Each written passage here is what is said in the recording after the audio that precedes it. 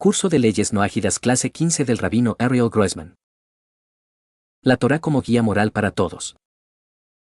Se aclara que este documento es una transcripción con resumen de la clase. Es posible que contenga errores no intencionales por parte del transcriptor, por lo cual extiendo mis disculpas al rabino Grossman y a ustedes. En caso de tener alguna observación para el transcriptor, pueden comunicarse con Red Olam Santa Cruz al correo sczdistribucion@gmail.com. Salom a todos. ¿Cómo les va? Bienvenidos a un nuevo episodio, el número 15 de este curso especial sobre las leyes no ágidas, cuyo objetivo es aprender cómo ser un justo y piadoso de las naciones, acceder al mundo venidero, recibir bendiciones en este mundo y caminar junto a Dios por un camino correcto.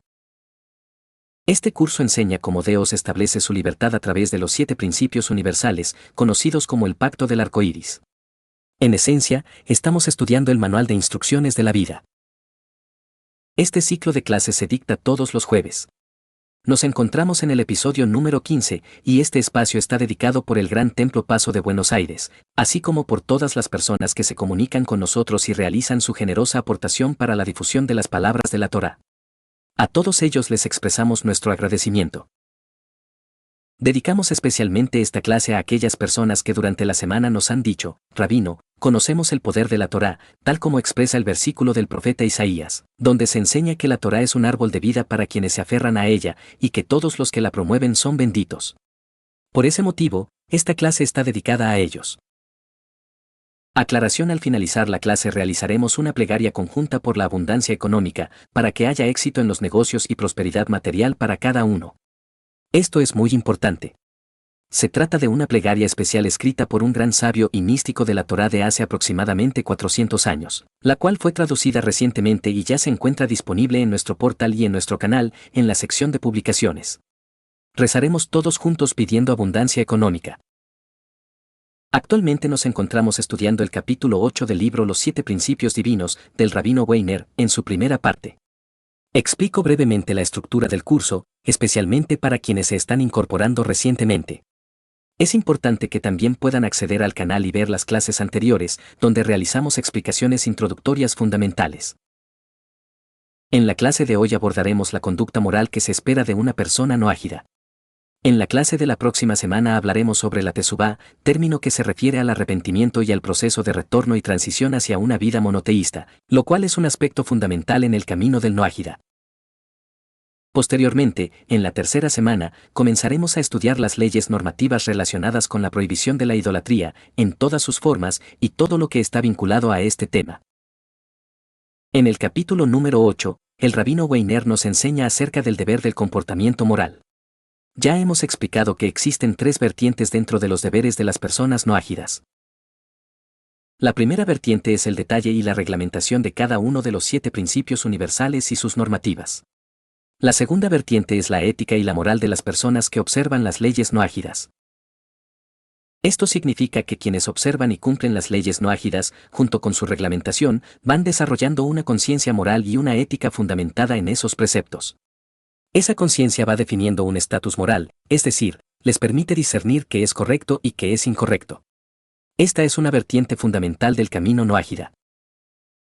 La Torá nos dice en el libro de Levítico: sé íntegro delante de Dios. Ser íntegro significa ser correcto.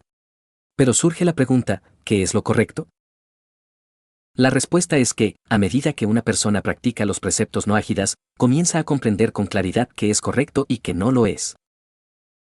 Uno de los principios esenciales para entender el pacto del arco iris es comprender que se trata de un pacto de normas y leyes que el Eterno estableció para todos los seres humanos, con el objetivo de que puedan alcanzar equilibrio en sus vidas. Uno de los valores centrales del noajismo es precisamente el equilibrio, también entendido como moderación. La moderación implica diversidad y, al mismo tiempo, implica no depender de algo o de alguien, salvo del Eterno, naturalmente. Por esta razón, si tuviéramos que representar gráficamente a una persona monoteísta, dibujaríamos un escenario y colocaríamos a la persona no ágida en el centro. ¿Por qué en el centro? Porque el punto central es aquel que se encuentra equidistante de todos los extremos. La frase clave para alcanzar el equilibrio es: nunca mucho. Nunca demasiado de nada. Nunca demasiado trabajo, pero tampoco demasiado poco. Nunca demasiada vida social, un poco es saludable y necesario. Nunca demasiado deporte, una medida justa es buena y beneficiosa. En otras palabras, no irse a los extremos. Cuando se vive bajo el principio de nunca mucho, se alcanza un equilibrio real, y la única dependencia que se desarrolla no es hacia las cosas ni hacia las personas, sino únicamente hacia el eterno. Por lo tanto, cuando hablamos de comportamiento moral, nos referimos a lo que las personas que observan los preceptos noágidas comprenden acerca de qué es el bien y qué es el mal. Subrayo este punto porque una persona que no conoce los preceptos noágidas puede decir, yo soy una persona moral y sé distinguir entre el bien y el mal. Sin embargo, el problema surge cuando cada individuo establece sus propios parámetros, criterios y estándares de lo que considera bien o mal. Cuando cada persona define el bien y el mal según su criterio personal, inevitablemente aparece el conflicto, porque lo que para uno es bien, para otro puede ser mal, y viceversa. Por ejemplo, en una situación cotidiana que se da con mucha frecuencia en Buenos Aires, donde vivo yo. Hay numerosos cortes de rutas y calles. Las personas se manifiestan porque tienen distintos tipos de reclamos y, para hacerlo, cortan las veredas o el tránsito, impidiendo la circulación de cualquier persona. A veces, con solo 10 personas, se bloquea completamente el tránsito. Entonces uno dice, pero yo tengo derecho a circular. Estás actuando mal, no estás obrando ni moralmente ni legalmente. Y la otra persona responde, pero yo también tengo derecho a comer. No tengo trabajo y, como no puedo comer, tengo derecho a violar tu derecho a transitar. Este tipo de situaciones muestran claramente el problema. Para evitar este tipo de conflictos, la Torá establece reglas, normas y valores morales que definen qué es el bien y qué es el mal, qué es lo correcto y qué es lo incorrecto. Todo esto conforma el atributo de integridad delante del Eterno y se basa en los 7 preceptos noágidas y su reglamentación. Aquí el rabino Weiner, en el capítulo 8, cita extensamente al famoso libro Mishneh Torah de Maimónides, una obra que utilizamos de manera constante. En ella se describen, entre otras cosas, los 13 principios del monoteísmo, pero además hay 7 capítulos que Maimónides dedica específicamente a las leyes relacionadas con el carácter. Cuando aquí se habla de carácter, no se refiere a lo que comúnmente la gente dice, yo soy así, tengo este carácter o aquel. En este contexto, carácter significa las conductas y comportamientos que se derivan de un cierto tipo de personalidad, y esto es muy importante, como moldearlas y mejorarlas. Lo subrayo, como moldearlas. Porque dentro del monoteísmo de la Torá y en el camino del noágida practicante, no es una respuesta aceptable decir, yo soy así. Esa frase no responde al concepto de libre elección y libre albedrío que Dios otorgó al ser humano. Los animales actúan bajo el principio de soy así. El perro camina en 4 patas, ladra o muerde porque es así. La víbora pica con su veneno porque es así. En cambio, el monoteísmo de la Torá enseña que el ser humano debe moldear y modelar los atributos con los que nació, los que incorporó en su vida y aquellos con los que fue educado, para transformarlos en conductas y comportamientos moderados y equilibrados. Si esos atributos todavía no están presentes, porque claramente no siempre lo están, entonces deben modelarse. Y aquí aparece una pregunta fundamental, ¿cómo hacerlo? Esto es central, porque las leyes noágidas no describen cómo es la persona ahora, sino cómo debe llegar a ser, y además enseñan cómo alcanzar ese estado de equilibrio y moderación. Por eso, la persona noágida no debe pensar, bueno, yo no soy así. Claro que no lo es, porque todavía no ha aprendido las leyes. Aquí la ley y la norma indican a dónde se debe llegar, y otros textos explican cómo llegar hasta allí. Se habla tanto del objetivo como del camino para alcanzarlo, elevando el nivel moral del ser humano, y no simplemente fotografiándolo tal como está, sin trabajo interior ni esfuerzo espiritual. Voy a leer un capítulo y luego vamos a analizar algunos incisos del capítulo 1 de las leyes relativas al carácter, que es precisamente el material que el rabino Weiner reproduce en el Código Noágida, tomado de Maimónides. Los distintos rasgos de carácter. Todas las personas poseen rasgos de carácter diferentes, muy distintos entre sí e incluso diametralmente opuestos. Hay individuos irascibles, que se enojan con facilidad y con frecuencia, y otros que son tranquilos y casi no se enojan, y aun cuando llegan a disgustarse, lo hacen de manera leve y solo en raras ocasiones. Hay personas muy arrogantes y otras muy humildes. Hay quienes persiguen los placeres materiales y nunca quedan satisfechos con sus deseos, y otros que, por una naturaleza especialmente pura, ni siquiera apetecen aquello que el cuerpo necesita. Está el codicioso, que no se sacia ni siquiera con todo el dinero del mundo, tal como enseña el versículo de Eclesiastés: el que ama el dinero, no se saciará con dinero. Y está aquel que se restringe y se conforma con poco, aunque incluso no le alcance y ni siquiera persigue lo que realmente necesita. Hay quien se priva de comer para ahorrar lo máximo posible y gasta lo mínimo con gran sufrimiento, y hay quien, en el extremo opuesto, despilfarra voluntariamente todo su dinero. Siguiendo este mismo criterio de opuestos, encontramos todos los rasgos de carácter: el gozoso y el melancólico, el avaro y el pródigo, el cruel y el compasivo, el valiente y el cobarde. Naturalmente, entre estos extremos existen muchos rasgos intermedios. Algunos rasgos de carácter son innatos, es decir, forman parte de la naturaleza con la que la persona nace. Hay individuos que, además, los desarrollan con mayor rapidez debido a su inclinación personal, a la cultura en la que viven, a la influencia de los padres o a la educación recibida. Otros rasgos no son innatos, sino que la persona los aprende y adquiere de su entorno, o los adopta de manera consciente a partir de ideas, valores o enseñanzas que escucha, y decide conducirse conforme a ellos hasta incorporarlos plenamente a su ser. El enfoque de la Torá. Hasta aquí, esto describe lo que es, lo que una persona puede llegar a ser sin la instrucción de la Torá, porque para describir esta realidad no es necesaria la Torá. Ahora bien, la Torá viene a decirnos qué hacer con eso que somos, qué hacer con lo que la vida, la educación y el entorno hicieron de nosotros. En la vida espiritual no se empieza diciendo: bueno, yo soy así. Claro que uno es así. Pero la Torá establece otro estándar moral, explica de qué se trata y enseña cómo llegar a ese nivel.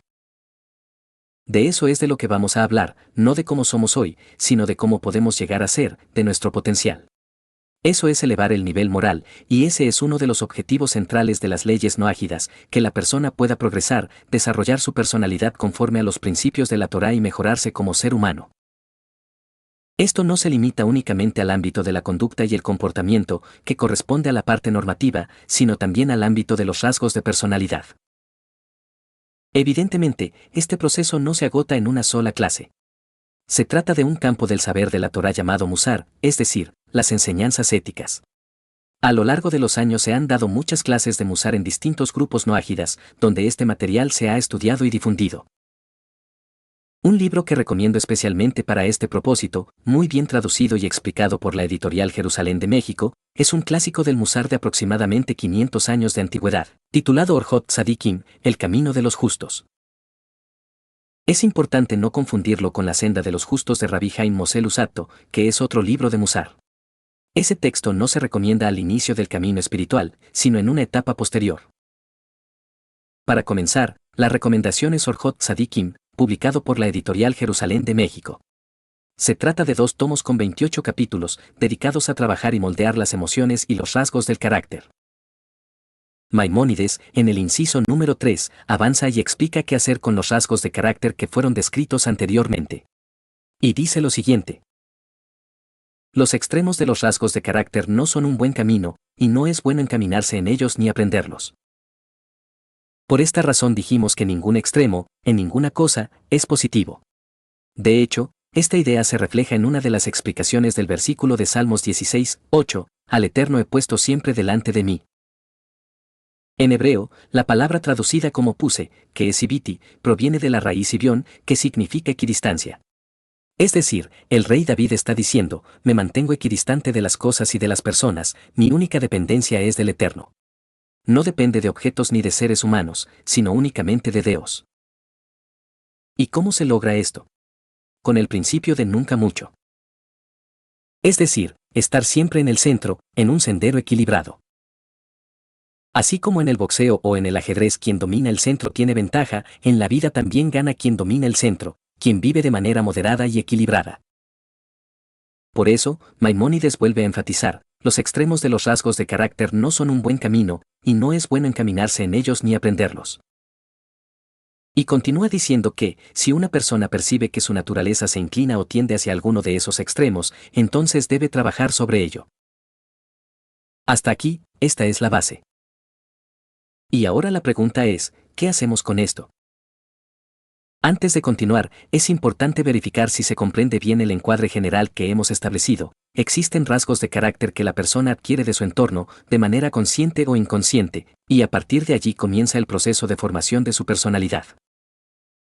Podemos decir que cada persona posee una personalidad comparable a una arcilla, y la Torá indica cómo moldearla, pero cada uno debe hacerlo según su propia arcilla, porque no todos somos iguales. Cada individuo tiene una naturaleza distinta y, por lo tanto, necesita un trabajo personalizado. Hay pautas generales, sin duda, pero el trabajo interior es individual. Ese proceso de moldear la personalidad es uno de los tikkun, una de las correcciones del alma más importantes, y consiste precisamente en el mejoramiento de los rasgos de carácter. Este es uno de los propósitos fundamentales por los cuales el alma desciende a este mundo. Muchas personas se preguntan, ¿qué tengo que hacer con mi vida? La respuesta es clara, mejorar tus rasgos de carácter. Porque hay una tarea que nadie puede hacer por vos. Si existe una misión que solo vos podés cumplir y que nadie puede realizar en tu lugar, esa es tu misión espiritual. Cada persona tiene sus propios rasgos de carácter, y ya dijimos que asumir cualquier extremo es perjudicial. Por lo tanto, el camino correcto es volver a la moderación, al equilibrio y a la diversidad. En realidad, estos tres conceptos forman un mismo conjunto: equilibrio, diversidad y moderación. El principio de diversidad es fundamental, y no solo en este tema, sino en todo el código Noájida.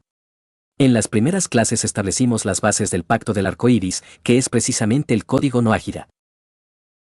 Este código se sostiene sobre 7 ejes conceptuales y sus derivaciones, pero siempre teniendo en cuenta la diversidad de naciones, de culturas, de países y de personalidades. La diversidad no es un error, es un valor buscado por el Eterno. El Eterno desea la diversidad, porque de ella surge el desarrollo del mundo, evitando el caos y permitiendo que el mundo esté establecido y civilizado. Hay un versículo fundamental del profeta Isaías 45, 18 que resume esta idea. Dios no creó el mundo para el caos, sino para que esté habitado y civilizado. Es decir, creó el mundo para que exista ley, desarrollo, producción, abundancia y armonía, y todo esto depende en gran medida de la diversidad. Por esta razón lo menciono, porque muchas personas, al no conocer el código Noájida ni los valores del noajismo, cuando abandonan la idolatría cometen un error frecuente. Dicen quiero ser judío y comienzan a imitar al pueblo judío y sus prácticas. Esto no solo es un error producto del desconocimiento, sino que además constituye una blasfemia, porque equivale a decirle a Dios, me creaste mal. Dios libre decir eso porque no es así.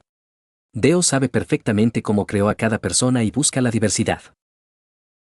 Por eso, en Génesis capítulo 9, Dios revela el pacto del arco iris, y en Génesis capítulo 10 enumera a los 70 descendientes de Noaj, a partir de los cuales se poblaron distintas regiones del mundo y se desarrollaron diversas culturas. Cada cultura se desarrolló según su entorno, regiones montañosas, oceánicas, desérticas, entre otras.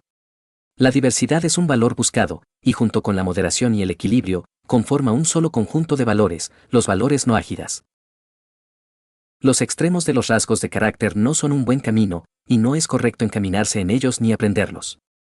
Si una persona percibe que su naturaleza se inclina o tiende hacia alguno de esos extremos, o que ya ha aprendido ciertos comportamientos extremos y así se conduce, entonces debe regresar al punto óptimo y conducirse por la senda de los buenos, la senda recta, la senda de los principios. Lo que enseña Maimónides, y lo que también repiten las leyes de la Teshuvá, es que el ser humano no está determinado ni atrapado por su naturaleza. La persona no puede justificarse diciendo, es que nací así. Es cierto que uno puede haber nacido con tendencias extremas, de las que mencionamos u otras más, pero si la Torá indica que esas tendencias deben corregirse, entonces la persona tiene la responsabilidad de trabajar sobre sí misma para reencaminarse. La Torá ofrece muchas orientaciones para ese proceso, pero lo principal es algo fundamental, la voluntad del ser humano de querer cambiar. Porque una persona no cambia si no decide cambiar. En la idolatría no se exige que la persona cambie, solo se le exige que se entregue. Esto ocurre tanto en religiones de Occidente como de Oriente. No importa si hay un ídolo o muchos, la lógica es la misma. La persona se entrega y espera que el ídolo haga todo por ella, que la cambie, que la salve, que le dé lo que necesita. En ese proceso, la persona pierde gran parte de su autonomía, porque espera que otro actúe en su lugar. En la Torá ocurre exactamente lo contrario. Está Dios, y estás vos. Nada más. Dios te da normas, te observa, te examina, pero todo depende de vos. Te concede la libertad total, lo que se llama libre albedrío, y eso es lo que significa haber sido creado a imagen y semejanza divina. Esa libertad tiene un costo, y ese costo es la responsabilidad total. Entonces, si queremos moldear los rasgos de carácter, surge la pregunta, ¿a quién le pedimos que haga ese trabajo? La respuesta es clara, a nadie más que a uno mismo. A lo sumo, se puede pedir consejo a un sabio que oriente y guíe, pero no va a hacer el trabajo por vos. No existe un intercesor que lo haga en tu lugar. El trabajo es personal. Por eso, lo que enseña aquí Maimónides es regresar a la buena senda, al camino correcto. Y alguien podría preguntar, ¿cuál es el camino correcto? La respuesta es directa, si supiste transgredir, sabes también cómo desandar el camino. Cuando una persona cometió transgresiones, robó, estafó, engañó y mintió, ¿acaso preguntó cómo hacerlo? No. Supo hacerlo por sí sola. Bueno, ahora se trata de recorrer el mismo camino, pero hacia atrás. Es como un sistema de GPS, tomaste una dirección equivocada, te diste cuenta de que no es el camino, y entonces el sistema recalcula para volver al rumbo correcto. Eso es Teshuvá. Teshuvá significa literalmente retorno, volver a la buena senda. Este será el tema central de la clase de la semana próxima. Muchas personas dicen, bueno, ahora entiendo que la Torá es verdad y que existen normas para quienes no son judíos, ¿qué hago ahora? La respuesta es sencilla, estudiás y practicás. No hay que realizar ninguna ceremonia para convertirse en noájida. No hay bautismos, ni rituales de aceptación, ni actos formales. Todo ser humano es noájida desde su nacimiento, y todo ser humano ya recibió leyes dadas por Dios. Lo que corresponde hacer es aprender el código noájida, asumirse como noájida y practicar sus normas. Nada más que eso. Eso es Teshuvá. Aunque muchas veces se traduce como arrepentimiento, en realidad la Teshuvá es un proceso de retorno, de desandar el camino equivocado y redirigirse hacia la senda correcta, que, como dijimos, está basada en la moderación, el equilibrio y la diversidad. La diversidad tiene consecuencias importantes. La diversidad genera debate. En la idolatría, muchas personas piensan, voy a hacer lo que diga A o B, porque él tiene la palabra revelada. En la Torá, eso no existe. En la tradición de la Torá, los sabios debaten, uno ve una cuestión de una manera y otro la ve de otra. Ese debate es un valor, porque permite aprender. Es como en la medicina, cuando una persona tiene una enfermedad, ¿acaso consulta a un solo médico y se queda únicamente con esa opinión? No. Busca una segunda opinión o una interconsulta. Esto mismo recomendaba el Rebbe de Lubavitch en sus cartas, especialmente cuando se trataba de decisiones importantes como cirugías. Esta idea proviene de los sabios de hace 2000 años, expresada en Pirkei Avot, donde se enseña que solo Dios puede juzgar solo. Todos los demás necesitamos contraparte, debate y contraste. Por eso los tribunales siempre están formados por varios jueces, nunca por uno solo. Todo el debate talmúdico se basa en esto, el intercambio entre pares, a través del cual se va refinando la ley. De allí la enorme importancia del estudio de la Torá en grupo. En el estudio grupal, uno pregunta, otro comenta, y entre todos surgen perspectivas que quizás ninguno habría considerado por sí solo. Eso es un estudio dinámico, no la recepción pasiva de una doctrina empaquetada. Todo este concepto de diversidad, equilibrio y moderación se conecta directamente con lo que explica Maimónides, la senda recta es el punto de equilibrio de cada uno de los rasgos de carácter. Por supuesto, no hablamos de casos absolutos como la mentira. Nadie diría que mentir un poquito está bien. De eso no hablamos. Hablamos de la mayoría de los rasgos de carácter que, cuando se llevan a extremos, son peligrosos, pero cuando se viven con equilibrio y moderación, se transforman en cualidades muy valiosas. ¿Querés conocer 28 rasgos del carácter, saber qué es positivo, qué es negativo y cómo se trabajan? Ya mencionamos que existe un libro que explica esto de manera excelente, Orjot Tzadikim, El camino de los justos. Esta obra describe 28 rasgos del carácter, indicando en qué medida e intensidad son convenientes y en qué medida e intensidad dejan de serlo. Es, en cierto modo, un manual de regulación interior que enseña a reconocer la intensidad con la que cada rasgo debe ser manejado. Cada persona toma esas instrucciones y las va aplicando a su propia vida. El resultado es una mejora profunda y concreta de la vida personal. Es un libro realmente extraordinario. Por lo tanto, la senda recta es el punto de equilibrio de cada uno de los rasgos del carácter. Es el punto que se encuentra a igual distancia de ambos extremos. Recordamos el Salmo del rey David, en el capítulo 16, donde dice, «Puse a Dios delante de mí siempre». Esto significa estar equidistante. La palabra sibiti, como dijimos, proviene del concepto de equidistancia. Es decir, estar a igual distancia de las personas y de las cosas. El punto que realmente expresa esa equidistancia es el centro, el equilibrio. Continúo leyendo. La senda recta es el punto de equilibrio de cada rasgo de carácter, el punto que está a igual distancia de ambos extremos y no se inclina hacia ninguno de ellos. Por esta razón, los sabios antiguos enseñaron que la persona debe sopesar constantemente sus rasgos de carácter, evaluarlos y orientarlos hacia el punto intermedio, para así alcanzar la plenitud. Un ejemplo claro es el de un padre con su hijo que está transitando el paso de la niñez a la adolescencia. Allí el trabajo principal no es sobre el hijo, sino sobre el propio padre. Debe preguntarse: ¿estoy siendo demasiado sobreprotector? ¿Estoy siendo demasiado permisivo o demasiado estricto?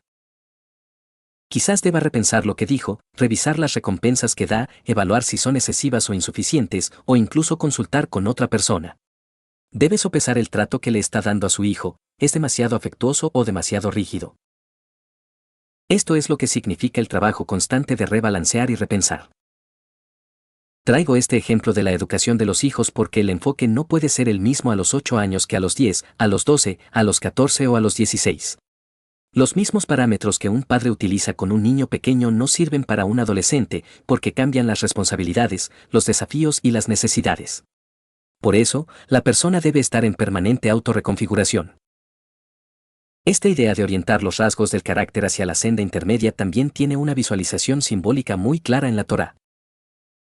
En el libro de Éxodo, Dios ordena a Mosé la construcción de la menorá, el candelabro de oro de 7 brazos, un elemento central del servicio en el templo.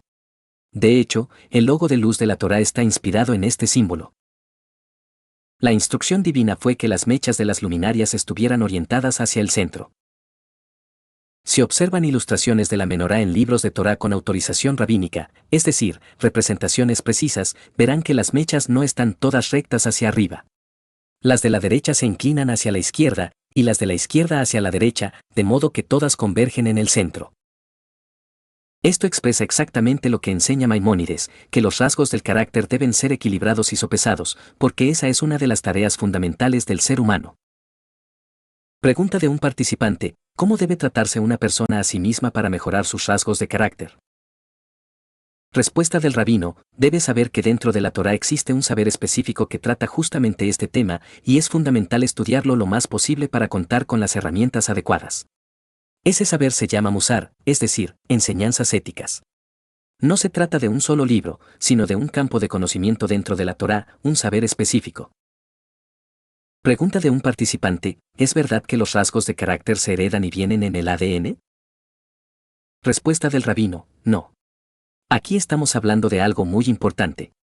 Existen tendencias naturales o inclinaciones y existen rasgos de carácter que son una construcción, pero de ninguna de estas dos cosas estamos hablando ahora. De lo que hablamos es de qué hace la persona con lo que recibió. No hablamos de lo que recibió, porque si nos enfocáramos en eso, cancelaríamos todo lo que dijimos hasta ahora, ya que permitiríamos que la persona se excuse diciendo, yo soy así.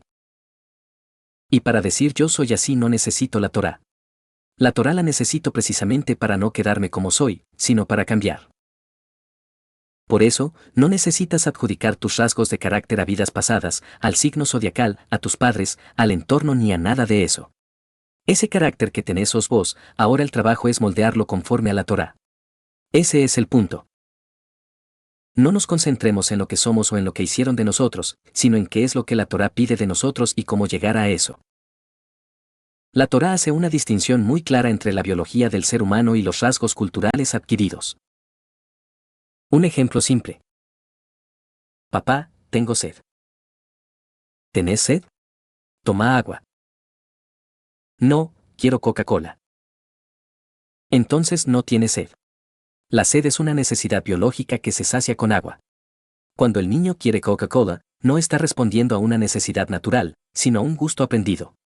Eso es un rasgo adquirido. Es cierto que somos en gran medida una construcción social y que nuestros rasgos de carácter están influidos por el entorno, por la crianza de nuestros padres, por la cultura en la que crecimos inmersos y por las condiciones económicas y socioculturales de nuestro entorno. Todo eso que nos formó en el pasado ya no se puede cambiar. La Torá no habla de lo que no se puede cambiar. La Torá habla de lo que sí se puede cambiar, de lo que estamos obligados a cambiar y de cómo hacerlo. Ese es el enfoque. A través del ADN no se heredan construcciones sociales. Esto es fundamental entenderlo. Nadie nace con un ADN chismoso, mentiroso, ladrón o asesino, tampoco con un ADN católico, musulmán o de ninguna religión. Eso es una práctica elegida, una modalidad cultural que hoy se ejerce de una forma y mañana puede ejercerse de otra.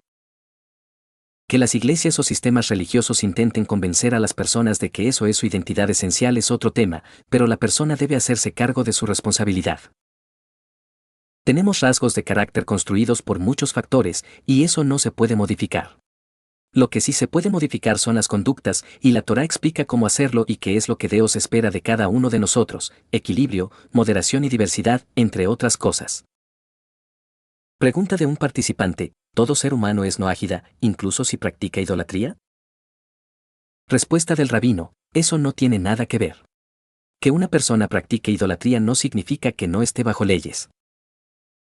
Pensemos en un ejemplo: una persona que roba, ¿acaso deja de estar bajo la ley que prohíbe robar solo porque roba? No. La ley rige tanto para el que cumple como para el que no cumple. Dios creó al ser humano y le dio leyes. Eso es un noágida. Aunque una persona viole una ley, no deja de estar bajo esa ley. Lo que necesita aprender es cómo no violarla. La idolatría no es un destino del ser humano, es una elección, una práctica. Hoy se elige y mañana puede dejar de elegirse. No viene por la genética, no está pegada a la piel, no es un mandato inevitable. Cada vez que una persona practica idolatría, elige hacerlo, y un día puede elegir no hacerlo. Con una particularidad muy importante: toda persona que estuvo en la idolatría, despierta, estudia noajismo y lo practica, no vuelve jamás a la idolatría. No se necesita nacer de nuevo. Lo único que se necesita es tesubá. Tesubá es cuando la persona reconoce que estaba equivocada, corrige su camino y comienza a conducirse según lo que Dios estableció para el ser humano noágida. Eso es ser Benei Noaj, hijos de Noé, el ser humano por excelencia. Comentario de un participante: pero Noaj era descendiente de Adán. Respuesta del rabino: todos descendemos de Adán, pero existieron dos civilizaciones humanas. La civilización desde Adán hasta Noaj, que duró aproximadamente 1656 años, colapsó en el diluvio debido a la corrupción y degeneración generalizada. ¿Quiénes fueron preservados? Las personas justas, aquellas que cumplían las 6 leyes dadas al primer hombre y a sus descendientes. Dios preservó a Noaj y a su familia porque eran justos. De eso hablamos. Pero cuidado, no nos quedemos atrapados en la historia. Este es un mensaje para hoy. La Torá no es un libro para debatir si hubo gigantes o no, ni para satisfacer curiosidades históricas irrelevantes. La Torá no vino al mundo para eso. Dios no ordenó al pueblo de Israel difundir la Torá para discutir mitologías, sino para modificar la vida del ser humano aquí y ahora. La Torá es un libro de instrucciones para la vida, no un libro de historia. Busca qué te enseña la Torá para cambiar hoy, cómo te mejora como persona, cómo impacta en tu entorno. No te disperses en cuestiones superfluas. Busca la instrucción que te eleva, que te corrige y que te hace mejor. Leemos ahora: toda persona cuyos rasgos de carácter son intermedios y equilibrados se denomina sabio. ¿Y qué es un sabio? Un sabio no es alguien que sabe muchas cosas. Hoy en día, para acumular información tenemos herramientas como Google o incluso ChatGPT, que son excelentes para eso. Para saber datos, no hace falta ser sabio. Para la Torá, un sabio es una persona que trabaja sobre sí misma, que se esfuerza por equilibrar sus rasgos de carácter y vivir de manera moderada y recta. Esto es lo que estoy leyendo en las leyes relativas al carácter, capítulo 1, del libro del conocimiento de Maimónides, un texto absolutamente fundamental. En este libro se encuentran también los 13 principios del monoteísmo, y es una obra central para el estudio, especialmente para los noágidas. Y vuelve a decir el texto: toda persona cuyos rasgos de carácter son intermedios y equilibrados se denomina sabio. Ese es el sabio según la Torá. Antes de despedirnos, vamos a hacer la plegaria que mencionamos al inicio. Se trata de una plegaria que tradujimos del libro Las dos tablas del pacto, una obra muy conocida de misticismo judío, escrita por Rabbi Isayau Horowitz, un gran cabalista del siglo XVI. Esta plegaria es por el éxito económico, para que Dios amplíe los canales de abundancia de la persona. No debemos pensar de manera limitada, como si estuviéramos encerrados en una caja, creyendo que la única forma de prosperar es que un empleador nos aumente el sueldo. Eso es un error, porque el empleador no tiene el poder. El poder lo tiene el Eterno. Si el Eterno quiere que una persona prospere, lo hará de la manera que Él decida.